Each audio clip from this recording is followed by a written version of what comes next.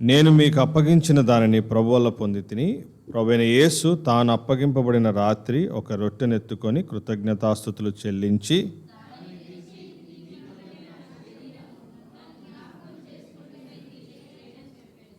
ఆ ప్రకారమే భోజనమైన పిమ్మట ఆయన పాత్రను ఎత్తుకొని, ఈ పాత్ర నా రక్తమూలనైన క్రొత్త నిబంధన, మీరు దీనిలోని త్రాగునప్పుడల్లా నన్ను జ్ఞాపకం చేసుకున్నట్టుకై దీన్ని చేయడని చెప్పాను.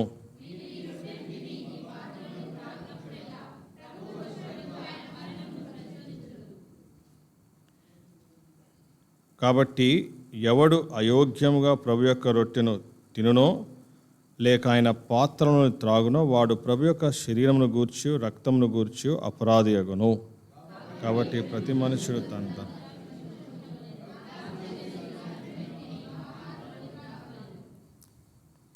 29 అందరం కలిసి చదువుకున్నాం. ప్రభు శరీరం అని వివేచింపక తిని త్రాగువాడు తనకు శిక్షావిధి కలుగుటకే తిని త్రాగుచున్నాడు.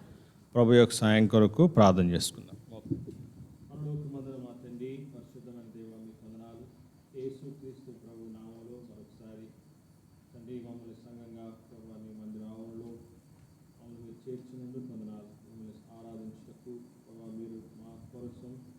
మా కొరకే ఆ సిలువలో చనిపోయినారు. మా కోసము ఆ సిలువలో తండ్రి మీరు తృణీకరించబడుతూ వచ్చారు. మా కోసమే నాయన మీరు అన్యాయపు తీర్పును తీర్చబడుతూ వచ్చారు. మా కోసమే మీరు మొత్తబడ్డారు. మా కోసమే మీరు గాయపరచబడ్డారు. మా కోసమే మా పాపము నిమిత్తమే మీరు మమ్మల్ని భరిస్తూ వచ్చారు. మా కోసమే మరణం నొందిన వారుగా మా కోసమే తండ్రి సమస్తమును జరిగించినందుకు కృతజ్ఞతలు చెల్లించుకుంటూ తండ్రి తిరిగి మీ పరలోకి పాలు పొందడానికి చదవబడిన లేఖన భాగాలను దీవించి మాతో మాట్లాడమని యేసు ప్రభు నామములో ప్రార్థించి వేడుకుంటున్నాను.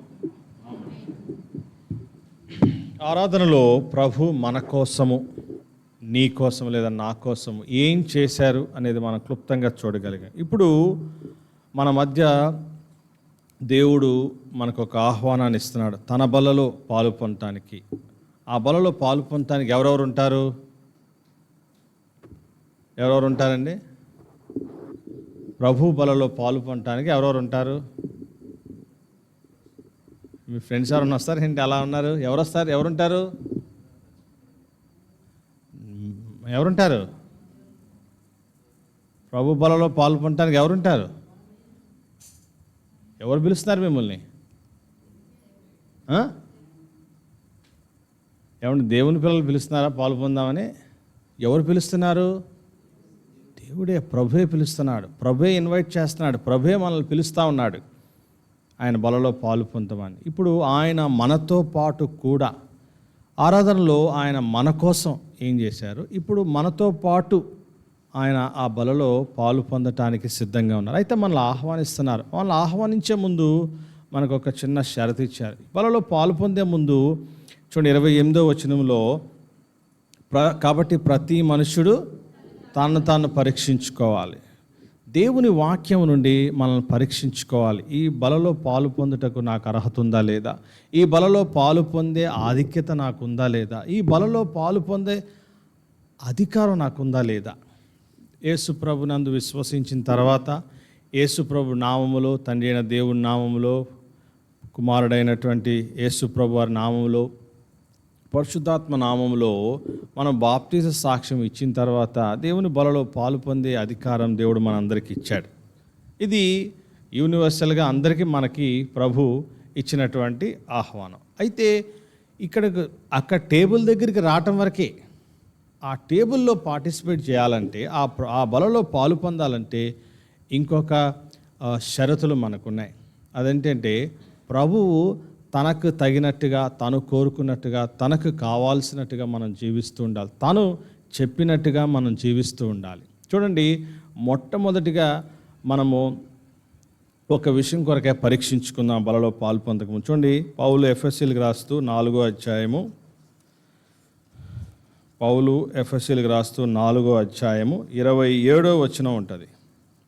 జస్ట్ ఒక లైనే, అపవాదికి చోటు.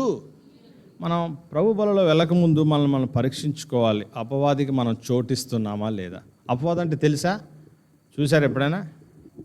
మరి తెలుసు అంటున్నారు. పరిచయం ఉందా? ఎప్పుడైనా చోటు ఇచ్చారా? ఖాళీ ఉందని వచ్చి కూర్చున్నాడు అంటారా? అపవాదికి చోటు ఇచ్చామా లేదా? వేటి విషయాల్లో అపవాదికి మనం చోటు ఇస్తాం? నేనేం పిలవలేదండి, అయినా వచ్చి నా పక్కన ఖాళీ ఉంది కదా కూర్చున్నాడు అంటారు అపవాదిని. అంటే మునుపటి పరిచయాలు ఉన్నాయి గతంలో, ప్రభు నమ్మకం ముందు ఆ పరిచయంతో నన్ను పలకరిద్దామని వచ్చాడు అని అందుకే కూర్చోమని చెప్పాను అంటారా? అపవాదికి చోటు ఇస్తున్నామా లేదా మనం పరీక్షించుకోవాలి. అపవాదికి చోటు ఇచ్చేవాళ్ళు ఇతరులను ద్వేషించేవారుగా ఉంటారు. మనం యేసుప్రభువారు మనకు నియమించారు, నిన్ను వలే ద్వేషించమని అన్నారా? ప్రేమించమన్నారు. మనం ప్రేమించలేకపోతే ఎవరికి చోటిచ్చినట్టు? అపవాది చోటిచ్చినట్టే అది. అందులో యేసుప్రభువారు చూడండి, అపవాది ఎంత మోసకరమైందంటే నిజాన్ని అబద్ధం చేయగలదు, అబద్ధాన్ని నిజం చేయగలదు. చేసిందా మీకు ఎప్పుడైనా? చేసిందా చేయలేదా? ఎప్పుడు చేసేది తెలుసా? మనం చోటు ఇచ్చినప్పుడు చేస్తుంది. చోటు ఇచ్చామా లేదా? మన కుటుంబంలో మన వల్ల అపవాది చోటు తీసుకున్నాడా లేదా? మనం వ్యక్తిగతంగా లేకపోతే పలు సందర్భాల్లో ఇతరుల మీద మనం ద్వేషాన్ని పెంచుకున్నప్పుడు, లేదా ఎవరైనా మనకు ఏదైనా విషయం చెప్పినప్పుడు, పెద్దవాళ్ళు కానీ, తల్లిదండ్రులు కానీ, కుటుంబ సభ్యులు కానీ ఎవరైనా మనకి కొన్ని విషయాలు ఏదైనా చెప్పినప్పుడు మనం కొన్నిసార్లు వినము. వీళ్ళు చెప్పేది నాకేంట్లే, నాకు అన్నీ తెలుసులే, నాకంతా తెలుసులే అని అనుకుంటాం కొన్నిసార్లు. అవునా కదా? నాకు తెలిసినంత కూడా వీళ్ళకి తెలియదని అనుకుంటాం. వీళ్ళు చెప్పింది నేనెందుకు వినాలే అనుకుంటాం. లేదా సేవకుడు చెప్పింది నేనెందుకు వినాలి, పెద్దలు చెప్పింది నేనెందుకు వినాలి అని అనుకుంటాం. అంటే మనం మంచోళ్ళమే. ఎవరు మంచోళ్ళు కాదు? వాడు మంచోడు కాదు. సో వాడికి చోటిస్తే మనం కూడా మంచోళ్ళం కాస్త చెడ్డోళ్ళం అయిపోతాం. సత్యాన్ని అనుసరించు సత్యంలో జీవిస్తున్న మనం కూడా వాడిలాగా, వాడు మొదటి నుండి సత్యానికి విరోధి, వాడు మొదటి నుండి సత్యంలో లేనటువంటి వాడు. అయితే మనల్ని కూడా ఆ సత్యం నుండి తొలగించాలని వాడు కోరుకుంటూ ఉంటాడు. అందుకనే దేవుని వాక్యం చెప్పబడుతుంది, అపవాదికి చోటు ఇయ్యకుడి. ఇస్తే ఎంత బాగుండేదో అనుకున్నట్టున్నారు మీరు కదా. చోటు ఇవ్వకూడదు వాడికి. చోటు ఇచ్చేవాళ్ళు ప్రభు పక్కన చోటు సంపాదించుకోగలుగుతారా?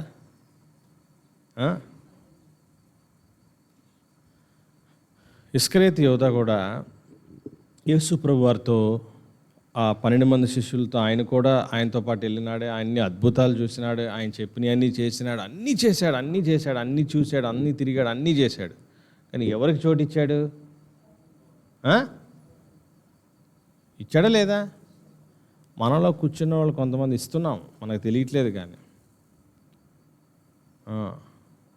అపవాది ఎలా ఉంటుందో తెలియదు అన్నట్టుగా ఉన్నాం. కానీ మనం ఇస్తాము, మన మాటల్లో కొన్నిసార్లు, మన క్రియల్లో కొన్నిసార్లు, మన ఆలోచనలో కొన్నిసార్లు.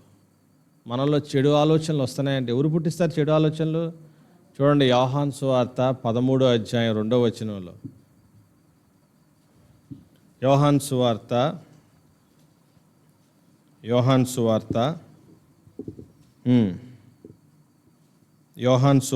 13వ అధ్యాయం 2వ వచనంలో, వారు భోజనం చేయుచుండగా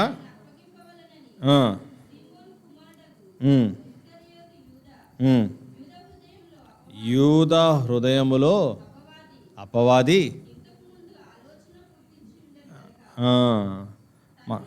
చాలు. ఆలోచనలు ఎవరు పుట్టిస్తారు? అపవాది ఆలోచనలు పుట్టించడం ద్వారా యేసు ప్రభువును అప్పగించాలనేటువంటి ఆలోచన వాడికి వచ్చింది. అంటే అపవాదికి చోటు ఇచ్చేశాడు. మనం కూడా కొన్నిసార్లు వచ్చే చెడు ఆలోచనలు, చెడు తలంపులు, చెడు ఊహలు, చెడు ఉద్దేశాలు, చెడు కోరికలు, ఇవన్నీ అపవాదికి చోటు ఇవ్వటం వల్లే జరుగుతాయి. లేదా ఎందుకు జరుగుతాయి? ఆ టైంలో ప్రార్థన చేసుకుంటే జరుగుతాయా? రావు. సో అపవాదికి చోటు ఇవ్వటం వల్ల ఎంతో నష్టం కలుగుతుంది. అపవాదికి చోటు ఇస్తూ కూడా ప్రభు పిలిచినప్పుడు నేను ఎవరికి చోటు ఇవ్వలేదు, నేను పవిత్రుని యథార్థవంతుడిని అని చెప్పి మన బలలో పాలు పొందామనుకో, నష్టం ఎవరికి? అపవాదిగా మనకే. తనకు తానే శిక్షా విధి. ఇస్కరేతు యోధ ఎవరు శిక్షించారు ఇస్కరేతు యోధాన్ని? తనకు తానే శిక్షకు పాత్రుడైపోయాడు. తనకు తానే శిక్షను విధించుకున్నాడు. కనుక బలలో పాలు పొందే ముందు మనం పరీక్షించుకుందాం. నేను ఎప్పుడైనా ఏదైనా పరిస్థితుల్లో అపవాదికి చోటిచ్చానా? ఎవరైనా మన గురించి చెడుగా చెప్పారనుకోండి, చాలా సంతోషిస్తారా? ఏమొస్తుంది ఫస్ట్ ఆలోచన? కోపం వస్తుంది, రైట్. నెక్స్ట్ బాధ వేస్తుందా? ఓకే. నెక్స్ట్ ద్వేషం పెంచుకొని ఏం చేస్తాం మనం? తిట్టడమా? తిడతారా, కొడతారా? మన మీద ఎన్నైతే చెప్పారో వాళ్ళ మీద అంతకన్నా ఎక్కువ చెప్పడానికి, ఎక్కువ ప్రచారం చేయడానికి చేస్తాం. కొన్నిసార్లు మన హృదయంలో పైకి వాళ్ళతో సమాధానంగా ఉంటున్నట్టే ఉంటాం, కానీ లోపలికి ఆ ద్వేషము పోదు. అది అపవాదికి చోటు ఇవ్వటమే. మనం పరీక్షించుకుందాం. మొదటిగా మనం అపవాదికి చోటిస్తున్నామా? ఇతరులతో సమాధానం మనకు లేకపోతే మనం అపవాదికి చోటించినట్టే. పెద్దలకి మనం లోబడట్లేదు అంటే మనం అపవాదికి చోటిచ్చినట్టే. దేవుని మందిరానికి క్రమంగా రాలేకపోతున్నామంటే అపవాదికి చోటిచ్చినట్టే. దేవుని కార్యాల్లో పాల్గొనలేకపోతున్నామంటే అపవాదికి చోటిచ్చినట్టే. సరిగ్గా ప్రార్థన చేయలేకపోతున్నామంటే అపవాదికి చోటిచ్చినట్టే. రెండోదిగా చూద్దాం రండి. యాకోబు పత్రిక 4వ అధ్యాయము 7వ వచనం. యాకోబు పత్రిక 4వ అధ్యాయము 7వ వచనం.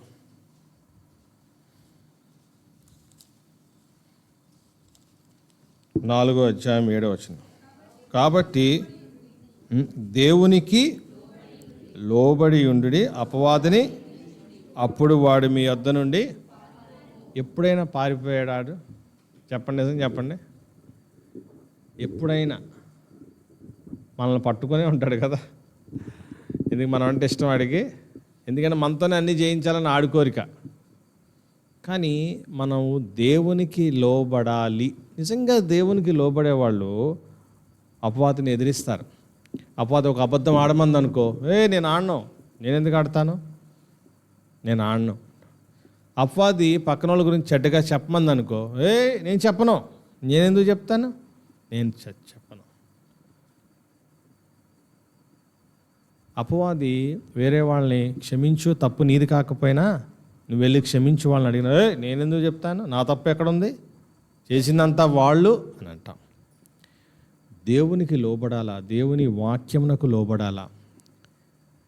దేవుని వాక్యమునకు లోబడకపోతే ఆ బలలో మనం పాలు పొందామనుకోండి, మనమే శిక్షని కలగజేసుకుంటాం. కనుక ఆ బలలో పాలు పొందకముందు ఈ 2 విషయాలు మన జ్ఞాపకం. అపవాదికి చోటిస్తున్నామా లేదా అపవాదిని ఎదిరిస్తున్నామా? ఆడిని ఎందుకు ఎదిరించడం? ఆడికి చోటిస్తే మన పనులు అయిపోతాయి అనుకుంటున్నారు కదా చాలామంది. అంతే.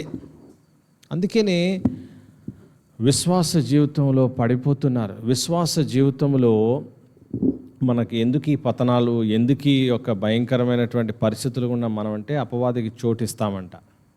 ఒకసారి ఒక విశ్వాసి, ఒక అపవాది ఇద్దరు వెళ్తూ ఉంటే ఆ విశ్వాసి అన్నాడంట, డిచ్చిపల్లోనే ఉంటాడు ఆ విశ్వాసి, ఇలాగ నడుచుకుంటూ మన ఆర్మూర్ వెళ్ళొద్దాం అన్నాడంట. అంతేనా? లేకపోతే నా సెంటర్కి వెళ్ళొద్దాం రైల్వే స్టేషన్కి అన్నాడంట. మాట్లాడుకుంటూ వస్తే ఈ విశ్వాసి కోపం వచ్చిందంట. ఎందుకు వచ్చింది తెలుసా కోపం?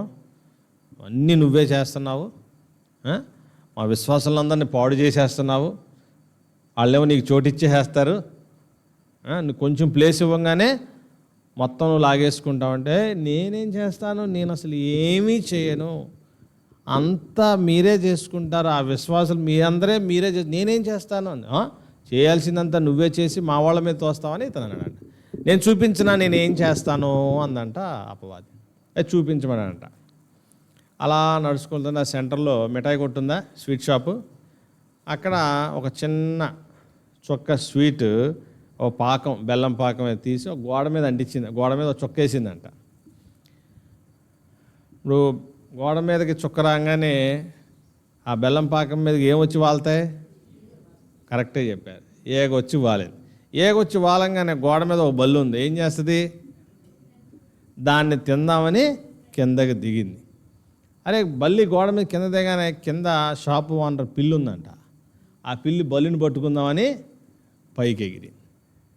ఈలోపు అక్కడ ఒక ఆర్మీ అయినా లేకపోతే పోలీస్ అయినా కుక్కను తీసుకొని వెళ్తున్నాడంట. ఈ పిల్లి ఎప్పుడైతే గోడ మీదకి ఎగిరిందో ఈ కుక్క వెళ్ళి ఆ పిల్లిని పట్టుకుందామని పట్టేసుకుంది. ఏదో పట్టుకుంటే ఏం చేస్తే తెలుసు కదా, పిల్లిని అటు ఇటు ఇసిరేసి ఏదో కొరికేసి వేసింది. ఆ ఓనర్కి కోపం వచ్చింది, నా పిల్లినే నీ కుక్కతో కరిపిస్తావా అని వాళ్ళిద్దరికి గొడవ. నేను పోలీసు వాడిని లేదా నేను ఆర్మీ వాడిని, నువ్వు నన్నే కొట్టడానికి వస్తావని వాళ్ళ బెటాలియన్ తీసుకొచ్చాడు. అపోజ్ చెప్పాడు, నువ్వు ఇక్కడ నుంచొని చూడు ఏం జరిగిద్దా అన్నాడంట. అపోజ్ మళ్ళీ ఇలా గంట తర్వాత వచ్చేపాడుగా అక్కడ పెద్ద గొడవ అయిపోయి 144 సెక్షన్ పెట్టేశారంట ఆ గొడవకి, ఎవరిని రానియకుండా. అప్పుడు అంటాడంట, చూసావా ఏం జరిగిందో, నేనేం చేశాను? చొక్కకే ఇంత అయితే ఆ పాకం వేసాడు అనుకోండి, రిచ్పల్లి నిజామాబాద్ ఇది మొత్తం అంతా ఇక్కడే ఉంటుంది. అంటే వాడు చేసే చిన్నదే, మిగిలిందంతా ఎందుకు తెలుసా? వాడికి చోటు ఇవ్వటం వల్ల. అదే వాడిని ఎదిరిచ్చేస్తే వాడు మన దగ్గర నుంచి వాడు ఎప్పుడు వెళ్ళిపోతాడు? ఎప్పుడు ఎదిరిపోతాడు? ఎదిరిస్తే వెళ్ళిపోయే టైపాడు. దేవునికి లోబడినప్పుడు మాత్రమే. కనుక బలలో పాల్పొందే ముందు దేవునికి లోబడుతున్నామా, అపవాదికి లోబడుతున్నామా పరీక్షించుకొని ఆ బలలో పాల్పొందాం.